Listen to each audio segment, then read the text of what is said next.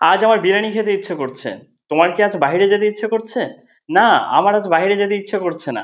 আমার আজ বাসায় টিভি দেখতে ইচ্ছে করছে।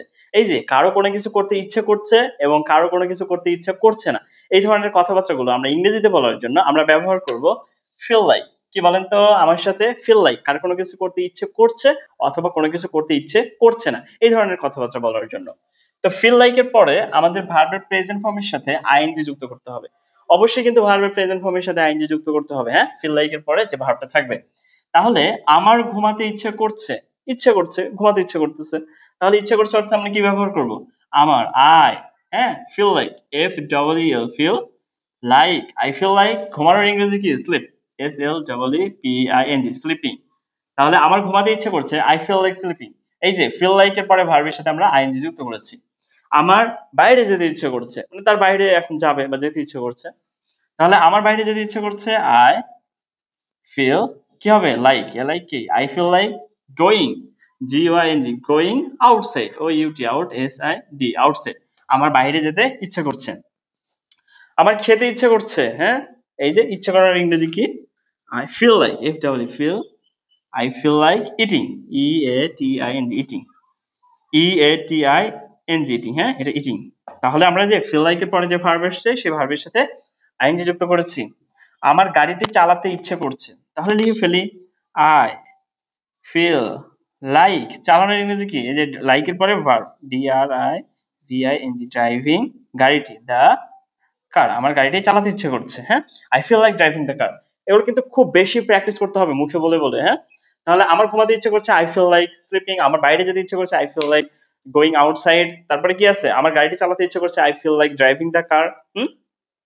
এবার আসি কারো কোনো কিছু করতে ইচ্ছে করছে না, হ্যাঁ? না বলি N E G A T I V negative, হ্যাঁ?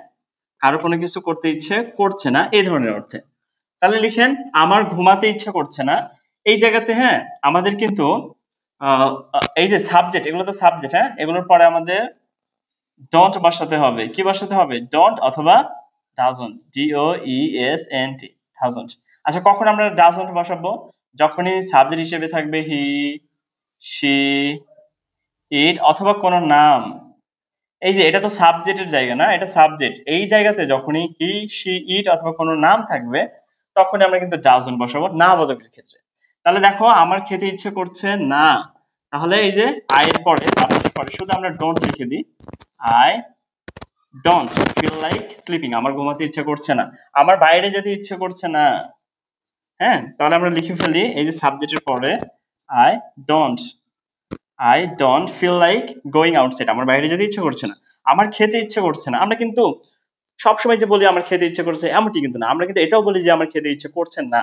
তো এই ধরনের বাক্যগুলোও তো আমাদের বলতে হবে, তাই না? তাহলে I don't feel like eating আমার খেতে ইচ্ছে করছে না। আমার গাড়িটি চালাতে ইচ্ছে করছে না। আমরা অনেক সময় বলি যে আমার এই কাজটি করতে ইচ্ছে করছে না। এগুলো কিন্তু ইংরেজিতে বলার প্রয়োজন আছে। তাহলে আমার গাড়িটি চালাতে ইচ্ছে করছে না। I don't feel like driving the car আমার গাড়িটি চালাতে ইচ্ছে করছে না। এবার কথা হচ্ছে আমরা কখন ডাজন্ট দিব। এই এখানে যদি আই না থেকে হি থাকতো তাহলে কিন্তু আমরা ডাজন্ট দিতাম। কি দিতাম? D O E S N T doesn't, হ্যাঁ? আচ্ছা শি থাকলেও কিন্তু আমরা ডাজন্ট দিতাম। তারপরে কোন নাম সাদিয়া, রিতা, হ্যাঁ? তাহলে Rita doesn't feel like driving the car রিতার গাড়িটি চালাতে ইচ্ছে করছে না। আবার বিরিয়ানি খেতে ইচ্ছে করছে এবং বিরিয়ানি খেতে ইচ্ছে করছে না। এই দুইটাই আপনারা ইংলিশে ট্রান্সলেট করবেন এবং অবশ্যই কমেন্ট করবেন। ঠিক আছে? তো আশা করছি ক্লাসটি ভালো লেগেছে। ক্লাসটি ভালো লাগলে অবশ্যই লাইক, কমেন্ট, শেয়ার করে আমাদের পাশে থাকবেন। পরবর্তী ক্লাস দেখার জন্য আমন্ত্রণ জানিয়ে আজকের ক্লাস থেকে বিদায় নিচ্ছি। আসসালামু আলাইকুম।